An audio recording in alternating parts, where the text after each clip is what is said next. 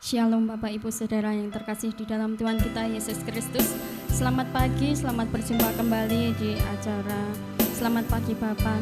Kita akan mulai ibadah Selamat Pagi Bapak pada pagi hari ini. Kita akan berdoa terlebih dahulu. Tuhan Yesus, Allah Bapa kami yang baik, kami sungguh bersyukur ya Tuhan memiliki Allah seperti Engkau, Allah yang senantiasa menolong dan memberkati kami. Tuhan, kami bersyukur ya Tuhan pagi hari ini ya Tuhan, kami boleh mengikuti acara Selamat Pagi Bapa pada pagi hari ini. Kami percaya ya Tuhan, ini semua oleh karena berkat kemurahan-Mu ya Tuhan. Tuhan, kami serahkan ya Tuhan ibadah Selamat Pagi Bapa pagi hari ini hanya ke dalam tangan kuasa-Mu yang penuh kasih. Hanya di dalam satu nama Tuhan kami, Yesus Kristus. Haleluya.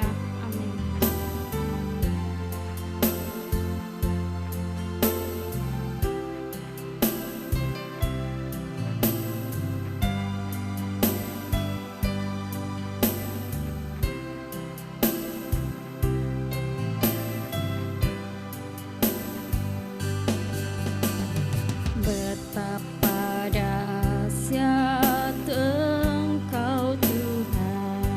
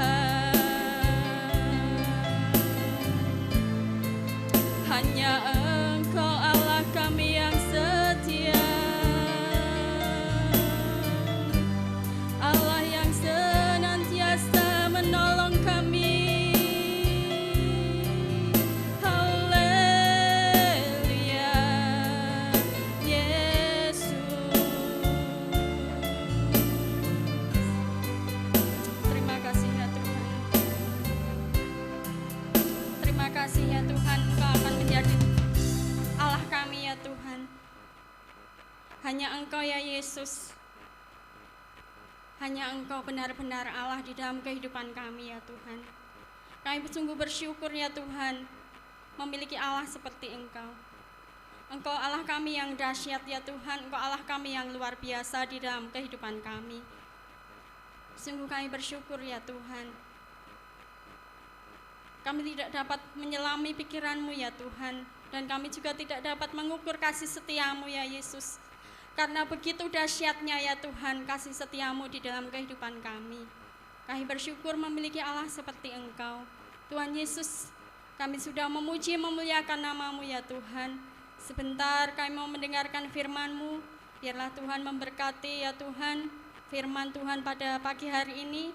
Biarlah Tuhan mengurapi setiap kami yang mendengar dan menyampaikannya ya Tuhan.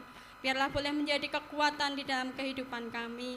Biarlah firman-Mu ya Tuhan boleh menguatkan iman kami. Biarlah kami boleh semakin bertumbuh di dalam Engkau. Hanya di dalam satu nama Tuhan kami, Yesus Kristus, kami sambut firman-Mu. Haleluya. Shalom, selamat pagi Bapak Ibu Saudara. Senang sekali kita dapat berjumpa kembali. Kita sudah memuji, mengagungkan nama Tuhan. Ini tiba saatnya kita akan sama-sama belajar merenungkan firman Tuhan. Dan di pagi hari ini saya rindu untuk menyampaikan satu pesan di mana pesan ini diberi tema pemulihan hubungan. Terlebih dahulu kita akan baca di dalam 2 Korintus 5 ayat yang ke-19. 2 Korintus 5 ayat yang ke-19. Sebab Allah mendamaikan dunia dengan dirinya oleh Kristus dengan tidak memperhitungkan pelanggaran mereka. Ia telah mempercayakan berita pendamaian itu kepada kami. Di ayat ini jelas sekali dijelaskan bahwa melalui Kristus Yesus hubungan antara Allah dengan manusia yang sebelumnya rusak atau terputus kembali menjadi baik karena pengorbanan Kristus, karena peranan Kristus di dalam mengembalikan hubungan yang terdahulu baik menjadi rusak. Melalui pengorbanan Kristus, melalui kasih-Nya Kristus, hubungan Allah dengan manusia kembali terjalin. Sebelum kita bahas terlebih dahulu, kita akan sama-sama merenungkan sebuah ilustrasi. Dapatkah Bapak Ibu Saudara sebagai seorang warga biasa bertemu dan berbicara dengan seorang kepala negara kapanpun yang Bapak Ibu Saudara mau? Pastinya ada birokrasi atau aturan-aturan yang harus kita lewati terlebih dahulu. Tidak mudah untuk bertemu atau berbicara secara langsung dengan seorang kepala negara. Dibutuhkan syarat-syarat, aturan-aturan yang harus dipenuhi. Dan masing-masing setiap orang yang ingin berjumpa, bertemu dengan kepala negara harus diberi pertanyaan-pertanyaan. Apakah kepentingan tersebut memiliki peranan atau berhubungan dengan kepentingan negara atau kepentingan bersama? Jika kepentingan itu bersifat pribadi, maka dengan otomatis kepentingan itu akan ditolak. Tetapi kalau kepentingan itu berhubungan dengan negara ataupun kepentingan itu berhubungan dengan kepentingan bersama, pasti akan diterima. Dan diterimanya pun tidak mudah Bapak Ibu Saudara. Ternyata setelah diterima harus dibuat jadwal terlebih dahulu, harus dibuat janjian terlebih dahulu, dan dilihat betapa mendesaknya kepentingan itu atau tidak. Kalau itu memang mendesak, maka kepentingan itu akan berikan waktu yang secepat mungkin. Bisa memakan waktu 1 hari, 2 hari, 1 bulan, atau berbulan-bulan. Itu tergantung dengan antrian. Dari sini kita dapat belajar bahwa bertemu dengan orang penting itu sangatlah tidak mudah. Apalagi posisi kita atau status kita sebagai orang biasa berbeda dengan seorang selebritis, seorang public figure, atau orang-orang terkenal yang ingin berjumpa dengan kepala negara. Pastilah sangat mudah karena punya pengaruh, punya kepentingan kepala negara. Dalam struktur perusahaan yang besar juga seperti itu, Bapak Ibu Saudara. Di sebuah perusahaan besar, seorang pemilik perusahaan pastinya tidak mengenali karyawan-karyawannya karena begitu banyak karyawan-karyawannya, dan karyawan-karyawannya pun belum tentu bisa bertemu dengan pemilik perusahaan. Ada jenjang-jenjang yang harus dilewati, ada jenjang-jenjang yang ada di situ, dan harus taati melalui peraturan-peraturan yang ada di sebuah perusahaan. Seorang karyawan bertanggung jawab kepada supervisornya, dan seorang supervisor bertanggung jawab kepada manajernya, dan seterusnya. Jadi untuk bertemu dengan pemilik perusahaan itu tidaklah mudah. Terus bagaimana dengan hubungan kita dengan Allah kita? Apakah harus melewati birokrasi yang cukup rumit, cukup ribet? Jawabannya adalah tidak. Yesus mengajarkan kita bahwa ketika kita memanggil Allah kita, memanggilnya dengan sebutan Bapa. Hubungan seorang anak dengan Bapa tidak ada aturan-aturannya, tidak ada batasan khusus. Seorang anak bisa bertemu dengan ayahnya kapanpun yang dia inginkan. Tidak ada kesulitan-kesulitan untuk bertemu dengan seorang ayah dan Bapa kita, Allah kita. Bapa kita senantiasa menanti kapan kita menghadap, kapan kita mau menemuinya, bicara, ngobrol secara dalam. Semuanya ini dipermudah atau dimungkinkan oleh satu pribadi yang bernama Kristus. Oleh Kristus, oleh peranan Kristus yang tidak hanya menghadiahkan keselamatan, tetapi merelakan dirinya untuk menebus dosa-dosa manusia, untuk memulihkan kembali hubungan manusia dengan Allah. Melalui karya penebusannya di kayu salib, hubungan Allah dengan manusia dipulihkan. Sebelum kedatangan Yesus, pola birokrasi untuk menghadap Tuhan itu tidaklah mudah. Mendengar suara Tuhan saja bisa menyebabkan kematian. Kita bisa lihat itu di dalam kitab Ulangan. Apalagi sampai melihat Allah secara langsung. Karena hakikatnya semua manusia telah berbuat dosa.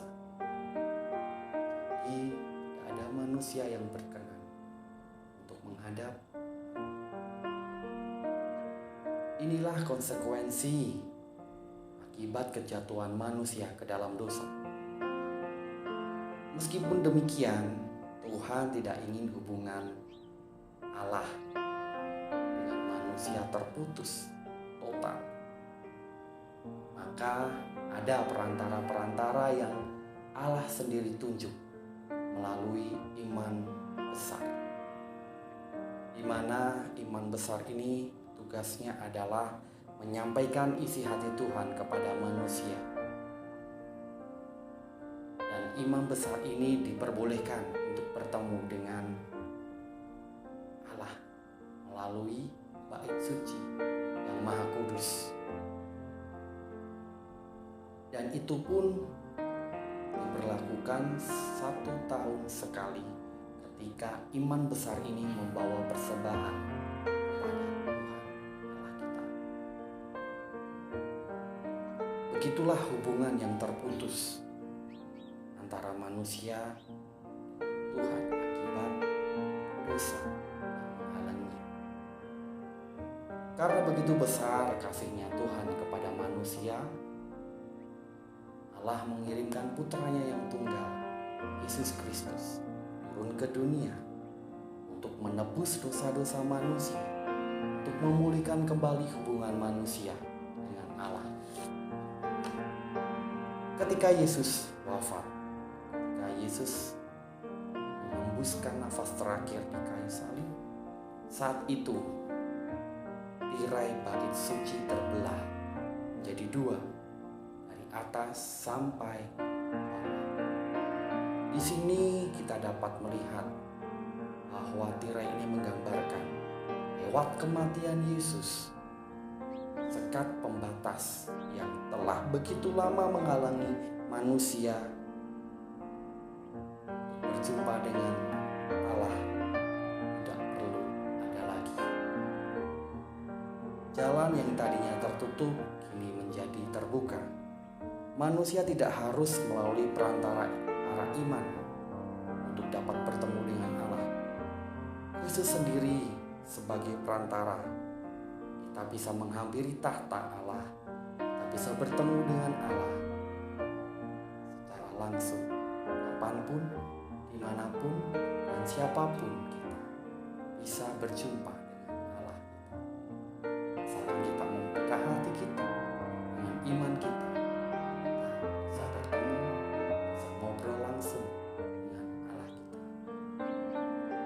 Yesus telah membuka jalan tertutup. Yesus telah memberikan pemulihan hubungan antara manusia dengan Allah. Sebuah hubungan yang terputus ini sudah dipulihkan melalui pengorbanan Tuhan Yesus di kayu salib. Sekat-sekat pembatas antara manusia dengan Allah telah dirubuhkan. Tidak ada lagi penghalang lagi. Hubungan antara Allah dengan manusia kembali jadi baik, jadi utuh. Bersyukurnya kita ketika kita memperoleh keselamatan dan ditebus dosanya, sehingga kita dengan leluasa bisa berjumpa kapanpun, dimanapun kita inginkan untuk Allah Bapa.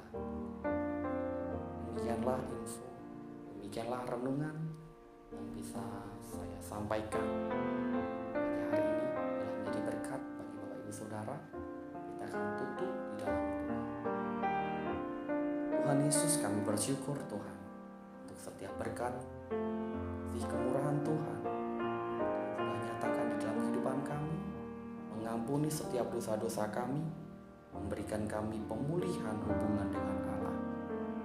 Tuhan Yesus, ajarkan kami untuk selalu bersyukur, menghargai pengorbanan-Mu.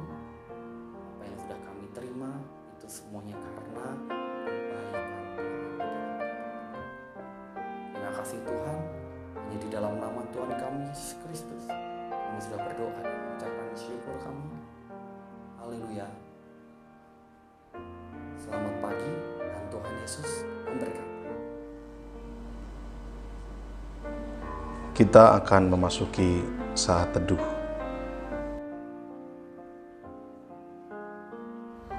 Sebab di dalam Dia dan oleh darah-Nya kita beroleh pada busan, yaitu pengampunan dosa menurut kekayaan kasih karunia-Nya.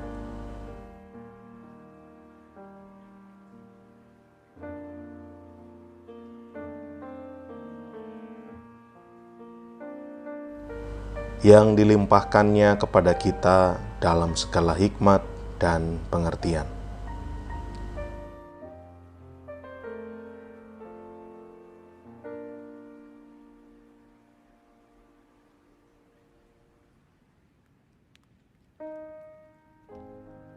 Sebab Ia telah menyatakan rahasia kehendak-Nya kepada kita sesuai dengan rencana kerelaan-Nya, yaitu rencana kerelaan yang dari semula telah ditetapkannya di dalam Kristus.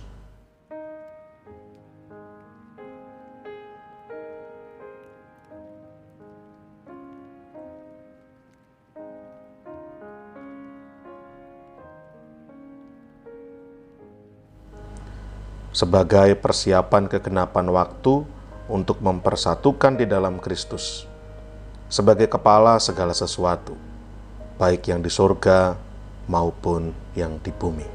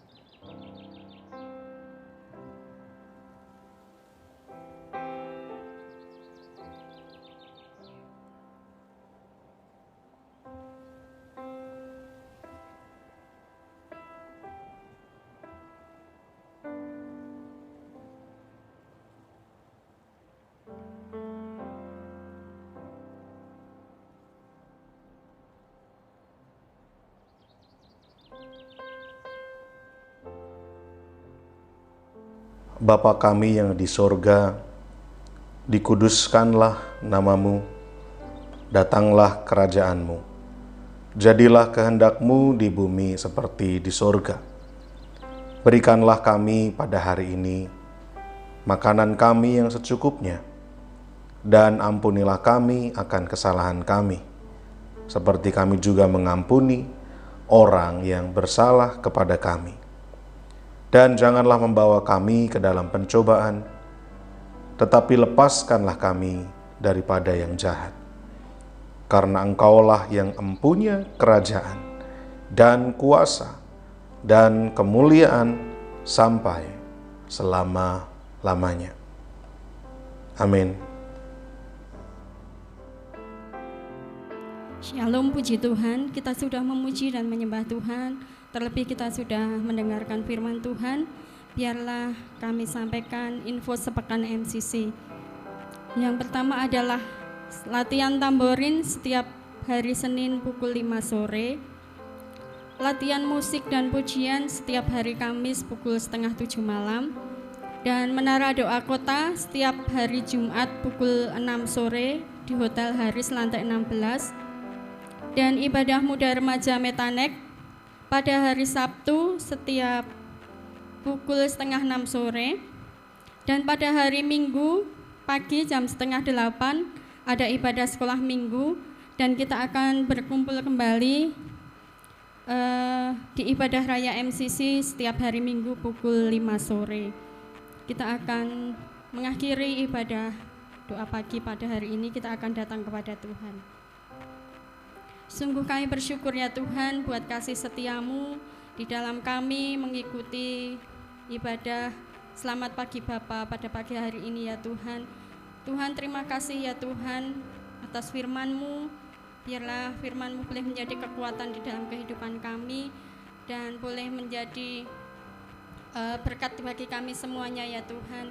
Tuhan, kami juga mau serahkan ya Tuhan kehidupan kami hari ini ya Tuhan ke dalam tangan kuasa-Mu.